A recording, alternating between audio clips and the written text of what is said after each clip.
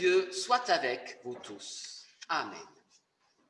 Le baptême de Jésus, c'est dans l'évangile de Matthieu que nous l'avons entendu. Jésus qui arrive au bord du Jourdain pour se faire baptiser par son cousin Jean le Baptiste. Alors Jean veut l'en empêcher. Jean lui dit, c'est moi qui ai besoin de me faire baptiser et c'est toi qui viens à moi. Et Jésus répond, pour le moment, laisse faire. C'est de cette façon que nous devons accomplir ce qui est juste. Alors Jean laisse faire Jésus. Et dès que Jésus fut baptisé, il sortit de l'eau, les cieux s'ouvrirent, l'Esprit de Dieu descend comme une colombe sur lui, et des cieux vient une voix, « Celui-ci est mon Fils bien-aimé, en lui j'ai mis tout mon amour ou toute ma confiance. » Le baptême, vous le savez, c'est l'entrée, on parle d'entrée dans la vie de l'Église. À l'origine, c'était le baptême que proposait Jean-Baptiste. Les personnes étaient immergées entièrement dans les eaux, parce que baptiser veut dire faire un plongeon, plonger dans l'eau, être trempé, être entièrement immergé. Alors, les motivations d'un baptême sont très diverses aujourd'hui, par conviction, parfois aussi par tradition, par convention sociale. C'est comme quand beaucoup de parents me disent souvent, c'est vrai, je fais baptiser mon enfant parce que ça a toujours été comme ça, parce que mes grands-parents, mes parents m'ont demandé également le baptême pour moi, ou bien on n'est pas sûr que ça lui fera du bien, mais ça ne peut pas faire du mal. Hein. Alors, pourquoi ne pas baptiser hein? Mais pourtant, il est important de retrouver nouveau cette dynamique, cette origine, ce sens profond du baptême, comme, rappelez-vous, vous le savez, Martin Luther, dans les moments difficiles, quand il était tenté, dans les moments troubles de sa vie, quand il a écrit justement sur sa table, sur son bureau, « Ich bin getauft », je suis baptisé. Le baptême, non, n'est pas un acte magique. Ce n'est pas un acte magique. Le baptisé n'est pas protégé. Mais le baptisé, il est plongé, on peut dire, dans l'amour de Dieu, dans les bons comme dans les mauvais jours. Le baptême, c'est important. C'est un symbole, un acte qui nous rappelle justement l'amour de Dieu pour chacune d'entre nous. C'est aussi donner un sens à sa vie. C'est un devenir, ein Geschehen, peut-on dire. Comme dit justement quand Jésus répond à Jean-Baptiste, laisse faire, laisse devenir, laisse advenir. Et c'est un peu cela le sens du baptême. Nous sommes mis en chemin, nous sommes mis en route sur notre devenir de vie adulte, grandir. Le baptême nous fait grandir, on peut dire. Le baptême donne un sens à notre existence. Il nous fait entrer dans la vie même du Christ. Cette vie du Christ marquée par l'amour, le pardon et aussi une vie plus forte que la mort. C'est cela le sens du baptême, c'est le dépassement de la mort. D'ailleurs, l'apôtre Paul, quand il parle du baptême, il fait référence également à la mort du Christ. Nous sommes plongés dans la mort du Christ pour ressusciter en une vie nouvelle. C'est aussi cela le sens du baptême. Alors qu'à l'origine, c'est vrai, le baptême de Jean était un baptême de conversion. Changez votre vie, un baptême de repentance. Les personnes qui venaient à Jean-Baptiste leur disait « changez de mentalité, changez d'attitude ». Comme signe de changement, Jean le Baptiste invitait les personnes à descendre avec lui dans les eaux du Jourdain pour être immergés, baptisés, plongés, immergés dans l'eau vive, cette eau qui devait les laver du mal subi, du mal commis, et ouvrait le baptisé à une nouvelle vie forte et belle. C'était un baptême de pardon, de soif, de justice, pour entrer dans une nouvelle vie éclairée par Dieu. C'est cela le baptême de Jean le Baptiste, un baptême de conversion.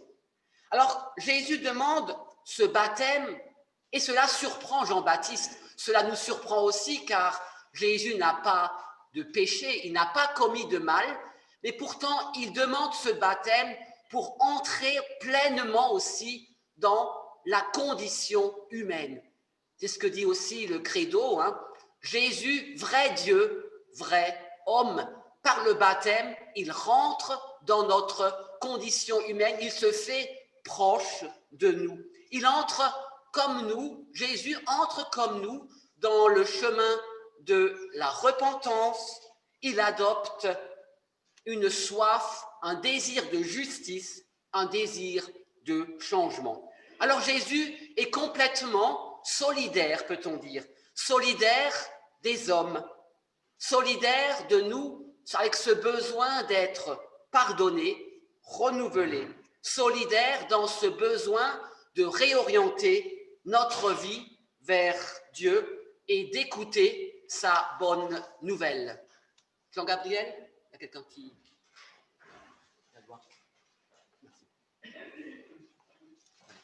Quelqu'un vient encore? Voilà. Alors qu'il se rend entièrement solidaire, avec nous, avec les croyants, ben Jésus, on peut dire, il est désigné comme le Fils bien-aimé. Alors cette totale solidarité de Jésus, on peut dire, elle est divine. Jésus est solidaire totalement et il le sera, nous le savons, jusqu'à la mort. Et en montrant cette solidarité, Jésus se rend proche de nous. Il nous l'apprend, il a une nouvelle manière de vivre les uns avec les autres. Et il a cette phrase surprenante quand Jésus dit aussi « laisse faire ». Laisse faire, dit-il à Jean-Baptiste. Laisse faire, cela veut dire laisse faire Dieu. Et Jésus lui dit en quelque sorte, arrête de sans cesse vouloir en faire plus pour Dieu. Arrête de te sentir coupable sans arrêt de tout. Laisse donc Dieu agir lui-même dans ta vie. Laisse-toi faire par Dieu. C'est aussi une parole pour nous. Une parole aussi de laisser agir Dieu dans notre vie. Se laisser faire est essentiel pour nous et peut-être aussi la meilleure chose pour entrer dans une bonne relation à Dieu, qui est aussi simplement de lui faire confiance, de ne pas faire obstacle à son action. C'est Dieu qui vient à nous. Il est bon de savoir que ce ne sont pas nos bonnes œuvres, ce ne sont pas ce que nous faisons qui compte, mais bien c'est Dieu seul qui compte dans notre vie. C'est cela le sens de laisser faire. La première chose, c'est donc bien accepter Dieu dans sa vie comme Jésus l'a fait et de laisser faire. Cet ordre de Jésus, laisse faire, nous pouvons le prendre aussi pour nous. C'est aussi chaque jour faire confiance à Dieu, se laisser agir Dieu dans sa vie. C'est lui qui sanctifie, c'est lui qui agit dans notre quotidien. Vous savez, la fidélité, être fidèle à Dieu, ce n'est pas un championnat, ce n'est pas un concours de celui qui est le plus saint, celui qui est le plus sage, celui qui va le plus à l'église. Ce ne sont pas nos bonnes œuvres, mais cela réside simplement dans la confiance. C'est la confiance. Nous n'avons pas à tout gérer. Nous n'avons pas dans notre vie toujours à tout maîtriser. Il faut juste laisser faire Dieu, laisser agir Jésus dans notre vie et faire agir avec lui. C'est ce que Jésus va faire. Après son baptême, ceux qui connaissent la suite de l'histoire précisément, Jésus va entrer dans l'action. Après son baptême, Jésus, il est tenté par le diable dans le désert. Il va éprouver la fragilité. Il va connaître la condition humaine. Il va connaître aussi la faim, la soif. Et Jésus, après, va parcourir le pays, annoncer par sa parole, ses gestes et son attitude. Il va annoncer l'amour de Dieu à tous les hommes et que Dieu aime tous les êtres humains sans distinction, que le royaume des cieux a commencé et que chacun peut y trouver une place. Son message sera un message d'amour, un message d'accueil sans condition pour chacun, chacune d'entre nous qui désire s'ouvrir simplement à l'amour de Dieu, un Dieu qui nous remet debout, un Dieu qui nous remet en route, qui nous fait avancer. Et c'est cela aussi pour nous, le sens du baptême de Jésus. Jésus, après son baptême, on peut dire qu'il se met en route vers ce royaume qu'il annonce, et nous aussi, il nous place dans ce chemin par notre baptême, il nous place sur ce chemin de Dieu. C'est cela laisser faire, c'est cela être baptisé, c'est cela recevoir, entendre cette parole pour nous aujourd'hui. Et elle est précieuse, elle nous fortifie et nous prépare aussi à la vie. Vous savez, dans notre société, nous sommes tellement poussés à l'action. Nous admirons souvent les gens qui entreprennent, qui font avancer les choses. Et c'est important, bien sûr. Il faut dans la paroisse aussi des gens qui agissent, qui sont dans l'action. Si les actifs n'étaient pas là, il ne se passerait pas grand-chose, nous le savons. Mais bien sûr, mais comme baptisés, la question se pose aujourd'hui aussi sur quoi reposent nos actions. Quand nous agissons, qu'est-ce qui nous habite? C'est ce que dira aussi Martin Luther. Si justement ta vie, ce que tu fais, n'est pas fondé en Christ, si Jésus n'est pas le moteur de ta vie, le fondement sur quoi tu construis ton action, ton agir, cela ne sert à rien. C'est comme cette parabole, l'homme qui a construit sa maison, c'est aussi une parabole que Jésus racontera peu après son baptême. Cet homme qui a construit sur le sable et l'autre qui a construit sur le roc, il faut des fondements solides à ta vie pour toute action nécessaire, utile. Les bases, c'est Jésus. Si nous désirons que notre vie, nos relations, nos entreprises soient habitées par l'Esprit de Dieu, ancrées dans son amour, je crois que nous sommes d'abord encouragés, laissés encourager à recevoir la vie de Jésus dans notre vie. Et c'est là le sens de la prière. La prière qui est enracinée dans l'action. Et c'est aussi cette prière qui est le fondement de toute vie. Et c'est le fondement aussi de toutes les règles monastiques que nous connaissons, que ce soit les sœurs de Pobérol, les sœurs du Haut-Rodberg ou tout mouvement monastique qui se base sur le fondement ora et labora. Vous connaissez ce terme latin, ora et labora, prie et travail. Et c'est un peu cela, le sens du baptême et le sens aussi de la vie de Jésus et de notre vie, prie et travail.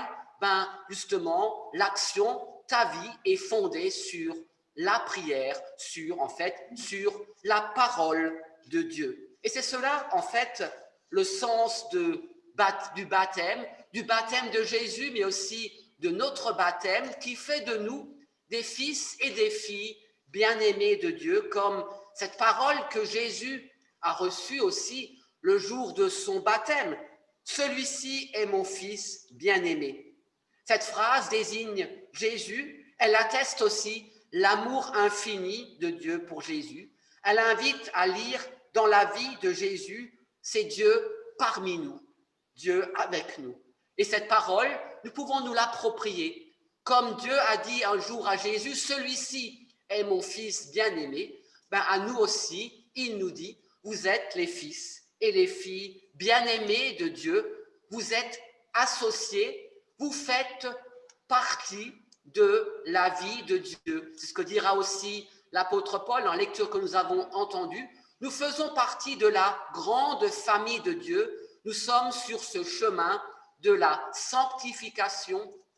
Nous sommes habités par l'Esprit de Dieu et dans cette grande maison qu'est l'Église, la grande famille de Dieu, chacun peut agir, nous l'avons entendu dans l'Épître, chacun peut agir et mettre au service les uns des autres les dons, les capacités qu'il a reçues. Et c'est comme ça qu'une paroisse peut vivre où chacun agit dans cette paroisse ou dans sa vie avec les dons, les capacités qu'il a reçues à sa naissance et qu'il fait grandir, qu'il fait fleurir dans sa vie. Et chacun d'entre nous, nous le savons, chacun d'entre nous a reçu des dons et personne ne peut dire ici qu'il est inutile, qu'il ne sert à rien. Ne dites surtout pas. Parfois, quand ça ne va pas trop bien, vous levez le matin, vous regardez devant votre glace, votre miroir, quelle tête j'ai ce matin, vous n'avez pas envie de sortir, de vous lever, vous êtes quand même, vous n'êtes pas inutile, vous servez à quelque chose, vous êtes enfant et fils bien-aimés de Dieu, c'est bien de se le redire, et chacun avec ses petits dons aussi infimes, petits qu'il a, il peut agir, il peut faire quelque chose. C'est cela aussi le sens du baptême, c'est avancer un pas après l'autre au service de l'amour de Dieu. Filles et fils bien-aimés de Dieu, puissent ces paroles éclairer notre vie de chrétien et d'être humain. Alors oui, nous saurons, nous aussi, nous pourrons dire quelque chose de fort aux hommes, aux autres aussi, à ceux qui nous entourent, qui ont faim et soif d'amour de Dieu, dire aux hommes qui nous entourent aussi, toi aussi, tu es aimé de Dieu, tu fais partie de cette histoire et ta vie aussi, elle a un sens. C'est cela qui est important de le dire. Amen.